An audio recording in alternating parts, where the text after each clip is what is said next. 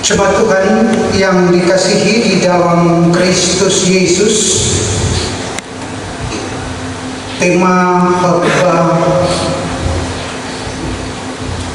minggu ini adalah Roh Kudus pembentuk karakter Injil. Ini adalah tema terakhir dari penjabaran tema bulan Mei kita, yakni menjadi cerdas dalam tuntunan Roh Kudus. Itu artinya Roh Kudus yang kita yakini adalah Roh Allah sendiri, adalah Roh yang membentuk karakter hidup kita sehingga semakin cerdas menyikapi kehidupan ini, termasuk menyikapi setiap panggilan pelayanan dari Tuhan maupun yang melakukan pelayanan itu. Karena pada bulan depan nanti kita telah memulai proses-proses untuk pemilihan majelis jemaat untuk periode 2025 sampai 2030 yang jadwal dan acuannya telah diturunkan oleh gereja. Dalam kaitan itulah betapa kita perlu mempersiapkan diri, mempersiapkan seluruh perangkat yang berkaitan dengan tahapan-tahapan ke arah itu dengan baik,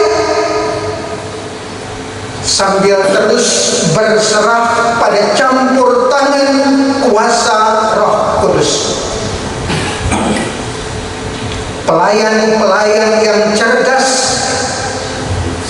adalah pelayan-pelayan yang tidak akan membiarkan jemaat berjalan sendiri dan disesatkan oleh pengajar-pengajar palsu. Dia akan mengingatkan jemaatnya untuk kembali kepada pengajaran yang benar. Karena itu para pelayan adalah orang-orang yang telah menerima kasih karunia untuk mengetahui kebenaran Injil.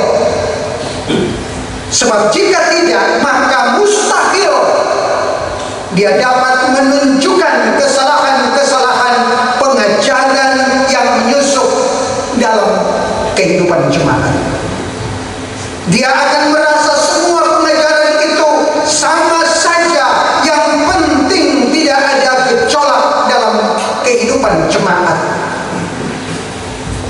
Tetapi pelayan yang memperoleh kecerdasan atau pengetahuan akan kebenaran karena dirinya dikendalikan oleh Roh Kudus akan memahami dan bisa membedakan mana ajaran yang sesat dan mana ajaran yang benar. Inilah yang dilakukan oleh Paulus, saudara-saudara, ketika dia menuliskan suratnya yang kedua kepada jemaat Korintus kali itu. Paulus mengingatkan supaya jemaat berhati-hati terhadap penyesat-penyesat yang datang seperti malaikat terang. Kalau kita membaca di dalam 2 Korintus 11 ayat 13 sampai ayat 15, demikianlah dituliskan di sana. Sebab orang-orang itu adalah rasul-rasul palsu, pekerja curang yang menyamar sebagai rasul-rasul Kristus. Hal ini tidak usah mengherankan, sebab iblis pun menyamar sebagai malaikat terang. Jadi bukanlah suatu hal yang ganjil jika pelayan-pelayan Tuhan menyamar sebagai pelayan-pelayan kebenaran. Dan bagi pelayan-pelayan yang demikian, kesudahan mereka akan setimpal dengan perbuatan mereka. Saudara-saudara yang dikasihi, penting bagi kita untuk melihat dalam bagian ini, yakni bahwa Paulus mengemukakan ada karakter-karakter khusus yang seyogyanya dimiliki oleh seorang pelayan Tuhan. Namun satu karakter khusus yang jelas harus dimiliki seorang pelayan yang sungguh-sungguh mengasihi Tuhan dan jemaat adalah bahwa dia tidak akan membuat tersandung siapapun, sehingga pelayanannya tidak tercela. Itulah yang Paulus maksudkan ketika dua kali dia mengatakan jangan membuat sia-sia kasih karunia Allah. Karunia Allah yang nyata dalam diri Yesus Kristus telah menyelamatkan semua yang percaya kepadanya. Sebab itu setiap orang yang percaya perlu merespons kasih karunia Allah yang menyelamatkan itu dengan bijaksana. Tidak akan menyia-nyiakan waktu dan kesempatan hidup, termasuk waktu dan kesempatan menjadi pelayan Tuhan atau memberi diri untuk melayani umat Tuhan atau pekerjaan Tuhan. Karakter yang demikian hanya dapat dimiliki melalui campur tangan daripada Roh Kudus. Jadi Roh Kuduslah pembentuk karakter Injil tersebut. Ada beberapa karakter Injili lainnya yang juga digambarkan oleh Paulus pada dirinya dan diharapkan dimiliki pula oleh kita semua dan bahkan oleh pelayan Tuhan. Pertama, pelayan berkarakter Injili adalah dia yang kuat menanggung derah dan penderitaan dengan penuh kesabaran. Yang kedua, pelayan berkarakter Injili itu tidak mengeluh sekalipun dianggap buruk atau tidak baik di mata orang, dianggap penipu, namun dipercaya sebagai orang yang nyaris mati tapi sungguh hidup, sebagai orang yang dihajar namun tidak mati, dan seterusnya. Bahkan pelayan yang berkarakter Injili itu akan nampak dari ketangguhannya bahwa penderitaan dan kesukaran tidak membuat dia menjadi patah semangat dan mundur. Pelayan berkarakter Injili juga tidak akan membebani jemaatnya, tapi berjeripayah mencukupkan keperluannya. Pelayan yang berkarakter Injili senantiasa mampu membela dirinya ketika diserang oleh para penyesat. Semua itu dilakukan demi keselamatan umat yang dilayani dengan menggunakan senjata-senjata keadilan di dalam ayat 7 tadi. Jadi, saudara-saudaraku, pelayan yang berkarakter Injili itu tidak akan membiarkan pengajaran palsu bertumbuh dalam kehidupan berjemaat dan bahkan dalam kehidupan warga jemaat itu.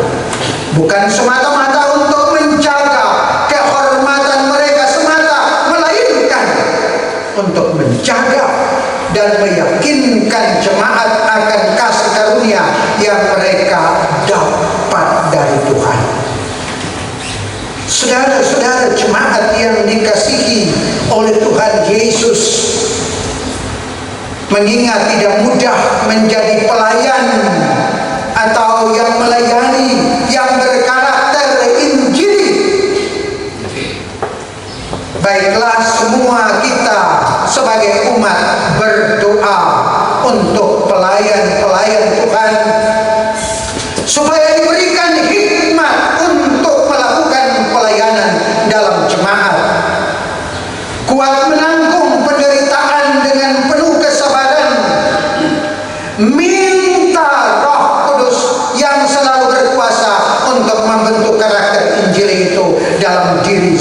memuja orang dan bahkan dalam setiap pelayan Tuhan.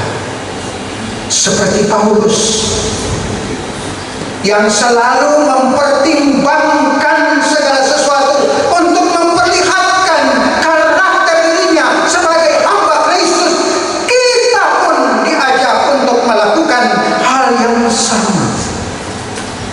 Jangan sampai perilaku kita menjadi batu sandungan bagi orang lain sehingga mereka menolak Kristus.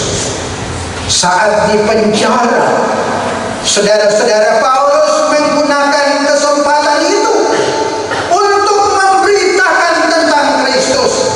Ini mungkin situasi yang buruk bagi sebagian orang ketika berada dalam penjara, tapi bagi Paulus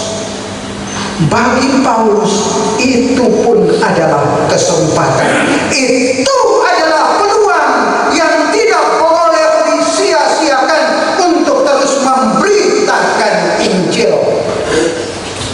Penjara pun dapat menjadi sarana untuk menyatakan kebaikan dari Allah.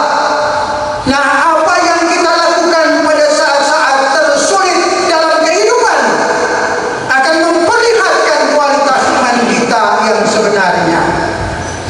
Paulus, dia tidak mudah terdesak oleh situasi yang buruk, bahkan oleh perkataan buruk orang-orang. Dia tidak kompromikan standar hidupnya dengan tuntutan dunia. Bagaimana dengan kita?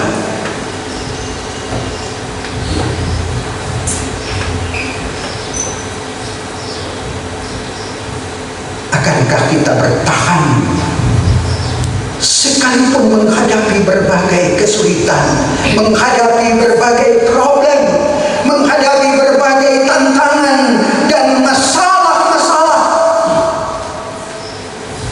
Saya percaya pasti saudara-saudara semua yang ada di sini banyak menghadapi dan mengalami masalah itu. Semoga kita mampu dan terus dimampukan untuk menunjukkan keteguhan dan bahkan ketekunan dalam pengharapan yang sungguh-sungguh kepada Tuhan. Saudara-saudara jemaat, hal penting lainnya yang dikemukakan dari bagian ini adalah Paulus menyapa jemaat Korintus sebagai teman sekerjanya dalam ayat 1. Itu berarti jemaat secara keseluruhan adalah orang-orang yang terpanggil juga menjadi pelayan Kristus. Bahkan saudara-saudara pun yang ada dalam lingkup seperti ini juga dipanggil dan harus bisa memberikan diri untuk menjadi pelayan Kristus. Karena itu Paulus mengingatkan kepada setiap pelayan Kristus agar melayani dengan sungguh-sungguh dan berintegritas. Sebagai sesama pelayan Kristus, tidaklah pantas untuk saling merendahkan dan saling menjatuhkan, apalagi berada dalam kondisi dan keadaan seperti kita ada di sini. Injil adalah kabar baik bahwa Allah telah menganugerahkan keselamatan bagi manusia melalui pengorbanan Yesus Kristus. Orang boleh saja mengerti, orang boleh saja memahami, menghayati, bahkan menghafal begitu banyak dan bahkan bisa saja menghafal semua isi bagian Alkitab. Namun semua itu tidak ada artinya jika tidak sungguh-sungguh saudara-saudara meresponi kasih karunia dari Yesus. Dalam hal ini jemaat, Paulus berbicara tentang pentingnya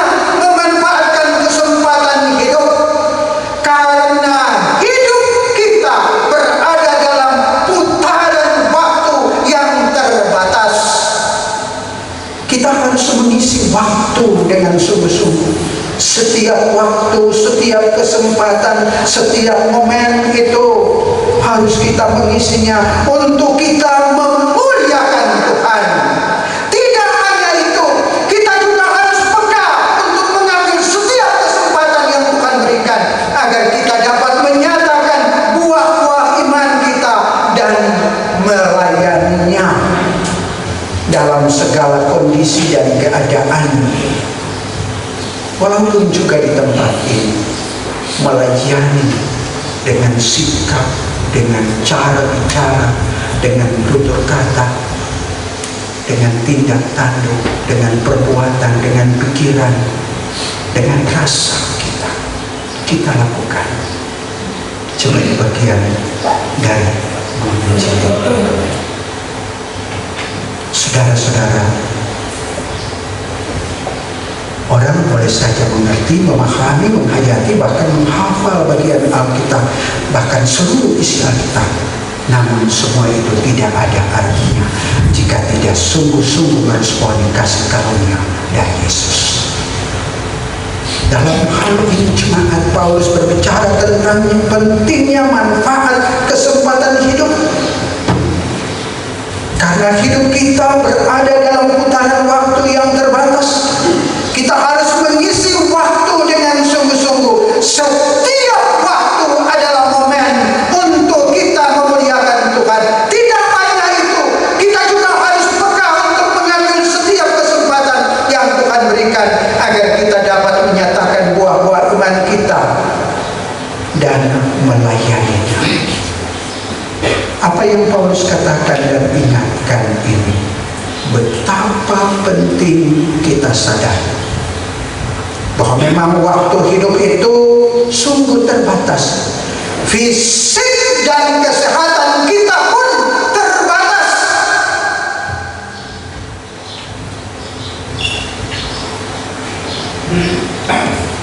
Karena itu jangan sia-siakan kehidupan kita. Jangan pakai waktu hidup hanya untuk kesenangan diri kita saja. Mari kita mengambil bagian kesempatan untuk terus hidup bagi Tuhan. Sebab jika waktu sudah habis, maka tidak ada lagi waktu untuk kita dapat menyatakan buah-buah iman kita. Sebab itu, kita yang masih memiliki kesempatan hidup ada, walaupun di tempat ini kalau bisa saling melayani, mari serius melaksanakan pelayanan. Mari serius untuk menjadi orang-orang utusan. Mari serius untuk menjadikan diri kita juga sebagai pelayan. Pelayan yang kita lakukan asal-asalan akan membuat kasih karunia yang kita terima menjadi sia-sia dan bisa membuat orang lain tersandung oleh pelayanan kita. Di gereja-gereja banyak orang yang ingin terlibat dalam pelayanan, namun tidak banyak yang bersedia melakukannya dengan sungguh-sungguh dan berkarakter Injili. Sebab itu, mari kita mengoreksi diri kita, keberadaan kita, hidup kita, ketika masih ada kesempatan waktu. Saudara-saudara jemaat yang dikasihi Tuhan, pelayanan yang kita lakukan memang tidak selamanya berjalan mulus. Pelayanan Paulus pun demikian.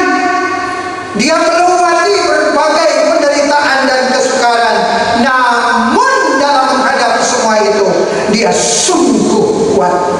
Karakternya telah terbentuk oleh karena kuasa Roh Kudus. Ia sabar, ia rajin berdoa dan berpuasa. Semua itu harus dilakukan dengan kemurnian hati, dengan hati yang tulus. Dan semua itu dilakukan dengan selalu berserah pada kuasa Roh Kudus. Jemaat, kita sering merasa berputus asa dengan kesulitan, yang dihadapi. Betapa sering juga semangat kita menjadi luntur untuk melakukan pekerjaan Tuhan karena hambatan yang dijumpai. Kebanyakan hambatan yang dialami oleh kita yang memberikan diri menjadi pelayan atau pelayan Tuhan sekarang adalah mengalami serangan psikis atau mental. Misalnya karena omongan dari orang, dari anggota jemaat atau sesama pelayan. Kita diingatkan, jadikan kritikan dari satu terhadap yang lain itu untuk memperbaiki hidup kita dan cara pelayanan kita supaya menjadi lebih baik lagi. Mari kita buktikan kepada mereka bahwa kita adalah pelayan Tuhan yang tangguh, bermental kuat, berintegritas. Berintegritas bukan hanya soal pintar bicara, tapi apa yang kita bicarakan harus sesuai dengan apa yang juga kita lakukan. Saudara-saudara, banyak memang orang yang kita jumpai bicara banyak, tapi berbuatnya kosong. Saudara-saudara, kalau saudara-saudara juga adalah dinyatakan sebagai pelayan, walaupun adalah sebagai warga jemaat, kita tidak boleh lupa bahwa kita ini adalah rekan sekerja Allah. Kita satu tim dalam pekerjaan Allah di dunia ini, di tempat ini. Karena itu, janganlah kita saling menjatuhkan, menghakimi atau merendahkan. Sebaliknya, mari kita saling menegur dalam kasih, saling mendoakan. Ingatlah, kita sedang bekerja bersama dengan Allah. Ingatlah, kita sedang bekerja bersama dengan Allah, walaupun mata jasmani kita tidak bisa melihatnya. Tapi harus iman percaya kita mengatakan bahwa kita sementara bekerja bersama Allah. Allah ada dan Allah juga berdiam serta menuntun kita. Itu berarti kita berada dalam Allah dan Allah berada di dalam kita. Allah memakai kita sebagai alatnya, instrumennya bagi pekerjaan-pekerjaan pemberitaan Injil. Hanya pribadi yang bersama Allah sajalah yang dapat membawa orang lain datang kepada Allah untuk menerima kasih karunia dari Allah. Saya dan bapak-bapak, saudara-saudari hanyalah instrumen yang diikutsertakan ke dalam pekerjaan Tuhan di sini dan di lingkup ini. Sebab itu mari sambut kasih karunia Tuhan ini dengan gembira. Jangan sia-siakan kesempatan melayani pekerjaan Tuhan, sama seperti yang dikatakan oleh Mother Teresa. Saya adalah sebatang pensil di tangan Tuhan yang sedang menulis surat cinta kepada dunia. Rasul Paulus, saudara-saudara yang ada di sini bersama-sama juga dengan saya pun dapat menjadi pena di tangan Tuhan untuk menuliskan banyak surat cinta dalam pelayanan-pelayanan, dalam perjumpaan-perjumpaan, dalam aktivitas-aktivitas yang nyata di dunia ini. Roh Kudus menolong kita menyambut kasih karunia Tuhan ini dan membentuk karakter Injil pada diri kita supaya kita melakukan apa yang harus kita lakukan dalam hidup dan pekerjaan-pekerjaan yang lebih bermanfaat bagi hidup juga bagi orang lain. Amin.